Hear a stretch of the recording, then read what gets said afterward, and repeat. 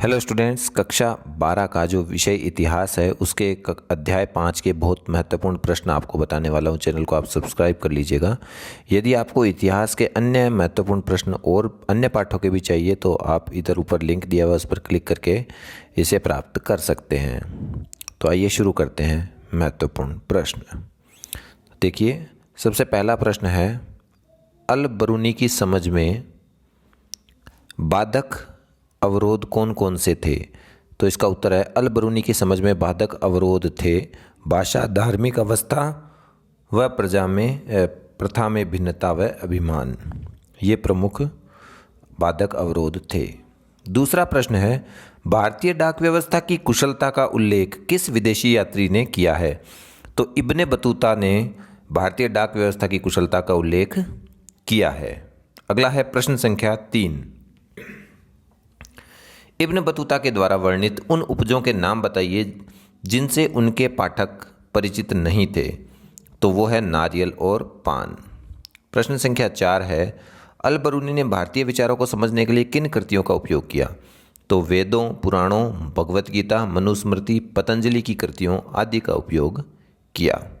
इसके बाद में है प्रश्न संख्या 5, इब्न बतूता ने किसी शहर को भारत का सबसे बड़ा शहर कहा है? तो किस शहर को कहा है? वो कहा है दिल्ली को। अगला है, भारतीय डाक व्यवस्था का विस्तृत विवरण किसने दिया? तो इब्न बतूता ने दिया। प्रश्न संख्या 7 है, ताराबाद किसे कहा जाता था? तो दौलताबाद में पुरुष तथा महिला गायकों के लिए एक बाजार होता था जिसे ताराबाद कहा जाता था। 8वां प्रश्न है, इब्न बतूता ने कितने प्रकार की डाक व्यवस्था का वर्णन किया है? तो 2 प्रकार की डाक व्यवस्था का उसने वर्णन किया है। एक तो है अश्व डाक व्यवस्था और एक पैदल डाक व्यवस्था। अश्व घोड़ों वाली और एक पैदल। 9वां प्रश्न है, दिल्ली के एक मेहराब का नाम बताइए। तुगलकाबाद। 10वां प्रश्न है, खुरासान के फलों को लाने के लिए किस डाक व्यवस्था का प्रयोग किया जाता था? तो वो किया जाता था पैदल डाक व्यवस्था का प्रयोग। अगला प्रश्न है, इब्न बतूता के अनुसार दिल्ली शहर में कितने दरवाजे थे? इनमें से सबसे विशाल दरवाज़ा कौन सा था? तो इसका उत्तर है, दिल्ली शहर में 28 दरवाजे थे इब्न बतूता के अनुसार, और बदायूं दरवाजा है वो सबसे विशाल था। प्रश्न संख्या 12 है, अल बरूनी के अनुसार फारस में समाज किन 4 वर्गों में विभाजित था? तो पहला है घुड़सवार और शासक वर्ग, दूसरा है भिक्षु, अनुष्ठानिक, पुरोहित तथा चिकित्सक, तीसरा है खगोल शास्त्री तथा अन्य वैज्ञानिक, चौथा है कृषक तथा शिल्पकार। प्रश्न संख्या 13 है, उलुक और दावा में अंतर स्पष्ट कीजिए। तो उलुक होता है अश्व डाक व्यवस्था जो प्रति 4 मील की दूरी पर स्थापित घोड़ों द्वारा चलित होती थी, और दावा जो है वो पैदल डाक व्यवस्था थी जो प्रति मील 3 अवस्थान होते थे। प्रश्न संख्या 14 है, अल बरूनी ने ब्राह्मणवादी व्यवस्था की किस मान्यता को अस्वीकार कर दिया? तो अल बरूनी ने ब्राह्मणवादी व्यवस्था की अपवित्रता की मान्यता को अस्वीकार कर दिया। अगला प्रश्न है, पैदल डाक व्यवस्था के प्रति मील 3 अवस्थान होते थे, उन्हें क्या कहा जाता था? अभी हमने यहाँ पढ़ा, दावा है वो पैदल डाक व्यवस्था जिसमें प्रति मील 3 अवस्थान होते थे, दावा कहलाता था। अगला प्रश्न है, उलूक किस डाक व्यवस्था को कहते थे? तो हमने अभी ऊपर पढ़ा अश्व डाक व्यवस्था को। अगला प्रश्न है, इब्न बतूता के अनुसार उसे सिंध से दिल्ली की यात्रा में कितने दिन लग गए थे? तो 50 दिन है वो उसे लगे थे। अगला प्रश्न है, अब्दुल रज्जाक समरकंदी नामक यात्री ने किसके यात्रा वृत्तांतों को पढ़ाकर और उससे प्रेरणा ली? तो इब्न बतूता, बार बार यह नाम आ रहा है।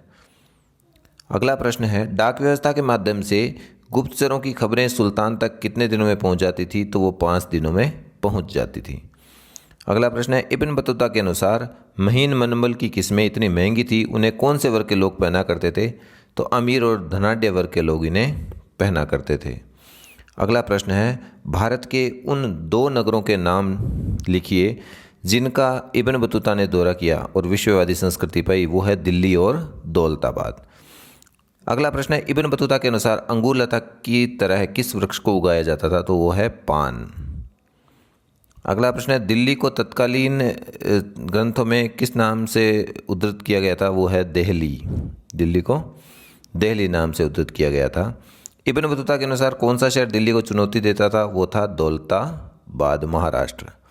अगला प्रश्न है, अल-बरूनी के अनुसार वर्ण व्यवस्था ने समाज को कितने वर्णों में विभक्त किया और कौन कौन से नाम लिखे? तो 4 वर्ण थे समाज में, ब्राह्मण, क्षत्रिय, वैश्य और शूद्र। 26वां प्रश्न है, अल-बरूनी किसके साथ भारत आया था? तो वो आया था महमूद गजनवी के साथ।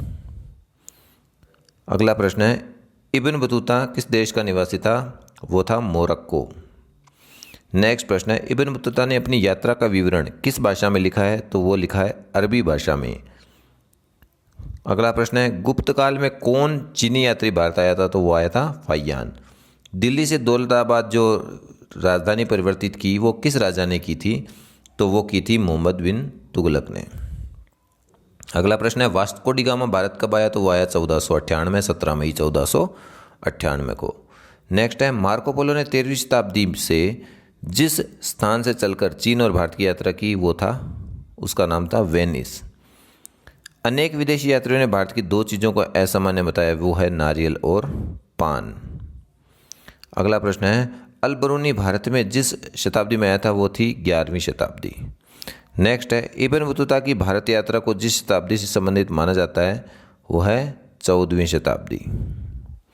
अगला प्रश्न है, फ्रांसवा बर्नियर जिस देश से भारत आया था उसका नाम था फ्रांस। नाम से ही पता चल रहा है फ्रांसवा बर्नियर।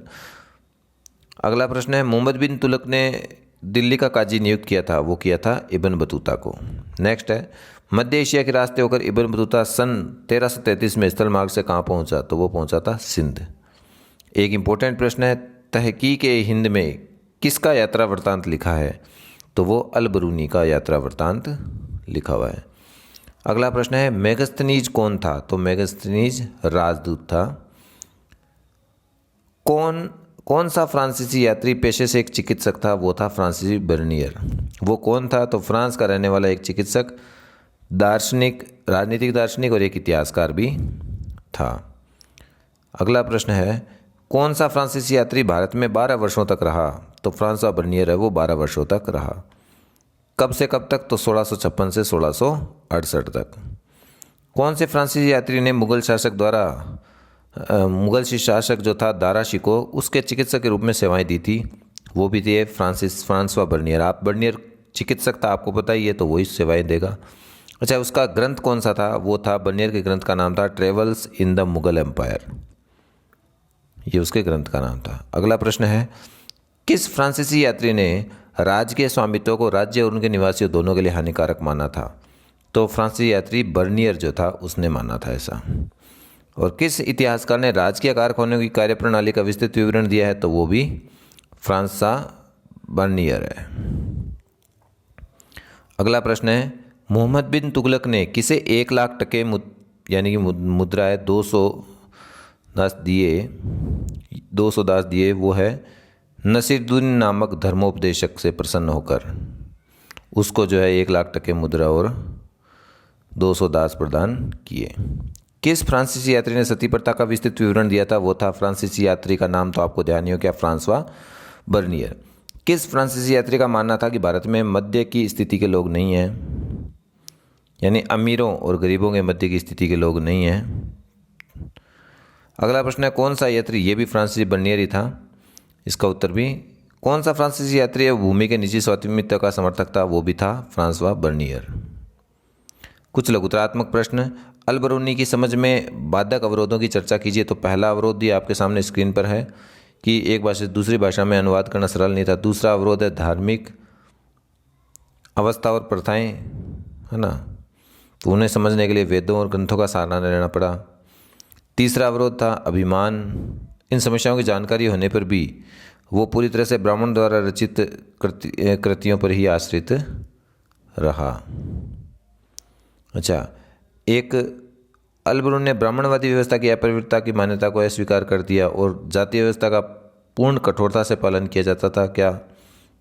तो इस प्रश्न का उत्तर आपके सामने स्क्रीन पर है। तो अल-बरूनी ने ब्राह्मणतावादी मान्यता को अस्वीकार करते हुए वो कहता है कि वह वस्तु जो अपवित्र हो जाती है तो अपनी पवित्रता को पाने का प्रयास करती है और वो अपने आप सफल भी हो जाती है।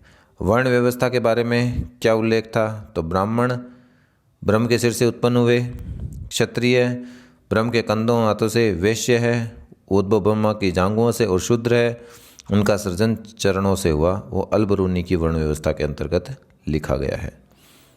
अच्छा, इब्न बतूता ने भारतीय शहरों के संबंध में क्या लिखा है, उस पर प्रकाश डालिए। ये इब्न बतूता के बारे में वर्णन यहाँ है। कुछ निबंधात्मक प्रश्न भी बताऊंगा। भारतीय ग्रामीण परिवेश तथा व्यापार और वाणिज्य के संबंध में इब्न बतूता की टिप्पणी क्या है, आप स्क्रीन पर देख सकते हैं। इस तरह से उत्तर। भारतीय संचार प्रणाली के संबंध में इब्न बतूता का विवरण है, तो आपने पढ़ा अभी डाक व्यवस्था थी, अश्व डाक व्यवस्था उलूक और पैदल डाक व्यवस्था दावा, इन दोनों के बारे में वर्णन। कुछ निबंधात्मक प्रश्न देख सकते हैं। भारतीय उपमहाद्वीप में अल-बरूनी के अनुभवों का वर्णन करते हुए वर्ण व्यवस्था का उल्लेख कीजिए।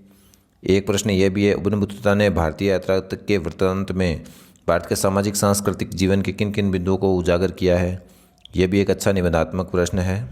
तो इस तरह से महत्वपूर्ण प्रश्नों का वीडियो समाप्त होता है। धन्यवाद।